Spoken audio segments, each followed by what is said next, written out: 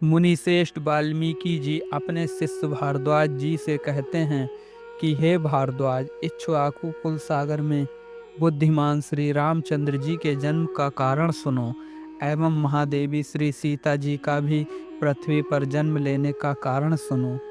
हे मुनि श्रेष्ठ भारद्वाज, यह अम्बरीश कथा सब पापों का हरण करने वाली है, आप इसका श्रवण कीजिए।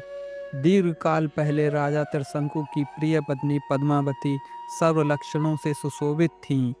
अम्बरीश की वह जन्मी पवित्रता से युक्त थी एवं योग निद्रा में आरुण तमोगुण से, काल रुद्र रजोगुण से, ब्रह्मरूप सत्वगुण से सर्वव्यापक और सर्व देवताओं के नमस्कार योग्य भगवान विष्णु की मन वचन एवं कर्म से अर्चना करते हुए वह व्रत धारिणी पद्मावती नारायण के अनेकों नामों का नित्य उच्चारण करती रहती थीं। 10,000 वर्ष तक तन्मय चित्त से गंध पुष्पादि से वह गोविंद की पूजा करती रहीं एवं सर्व पापों से रहित महात्मा एवं विष्णु भक्तों को वह दान मान पूजा एवं रत्नों से हमेशा तृप्त करती थीं। एक बार द्वादशी के दिन वह व्रत रखकर अपने पति के साथ नारायण के आसन के समीप सो रही थीं। तब नारायण ने स्वप्न में उनसे कहा, हे भद्रे, तुम मुझसे कौन सा वर की इच्छा करती हो?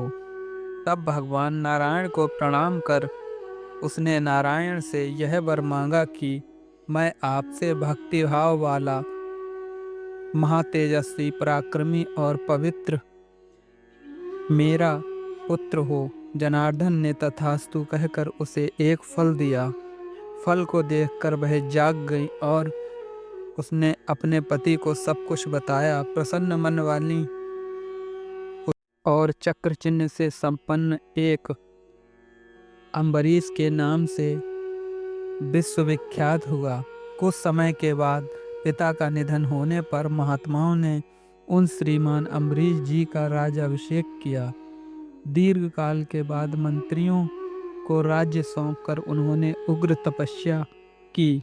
सहस्त्र वर्ष तक अपने हृदय कमल में स्थित सूर्य कमंडल के समान 4 भुजा वाले नारायण की घोर तपस्या की, जिनकी स्तुति सब देवता करते हैं और सारे लोग जिनके चरण कमलों में नतमस्तक रहते हैं। वह विश्व आचित्य परमात्मा ने गरुण को ऐरावत के समान एवं स्वयं को इंद्र के समान होकर उस ऐरावत पर बैठकर वह नृपश्रेष्ठ नारायण कहने लगे, हे पुत्र, मैं इंद्र हूँ, तुम्हारा कल्याण हो। मैं आज तुम्हें क्या वरदान दूं? मैं आज तुम्हारी रक्षा करने आया हूँ। ऐरावत पर बैठे हुए इंद्र को देखकर बुद्धिमान विष्णु भक्त उन्होंने कहा, मैंने आपके उद्देश्य से तप नहीं किया है, आपका दिया हुआ मैं कुछ भी नहीं चाहता हूँ। हे इंद्रदेव, आप गमन कीजिए, मेरे स्वामी नारायण हैं। हे देवादि पति, मैं आपको संतुष्ट नहीं करता हूँ, अतः आप जाइए, इस आश्रम में ठहरकर आप अपना समय नष्ट मत कीजिए, हे इंद्रदेव जी। तब हंसते हुए भगवान विष्णु ने अपना स्वरूप प्रकट कर दिया। जनार्दन नारायण ने एकाएक अपने हाथ में शंख चक्र गदा धारण कर लिए।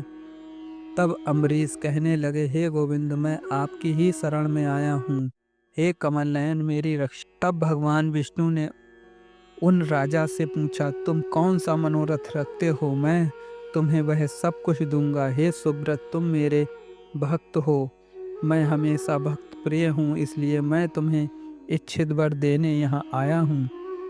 यह सुनकर अम्बरीश हर्ष से गदगद वाणी से परमात्मा नारायण से प्रार्थना पूर्वक बोले, हे नारायण, मेरी मति हमेशा परम आनंद स्वरूप आप में ही रमा करे। मैं हमेशा मन वचन और कर्म से हमेशा आपका सेवा परायण रहूं। सारे जगत को विष्णु भक्त बनाकर मैं पृथ्वी का पालन करूंगा। इस प्रकार कहे जाने पर भगवान विष्णु ने नरश्रेष्ठ को उत्तर दिया, तुम्हारी इच्छा पूर्ण हो। यह सुदर्शन चक्र जो दुर्लभ है, इसे मैंने बहुत पहले रुद्र के प्रभाव से प्राप्त किया था।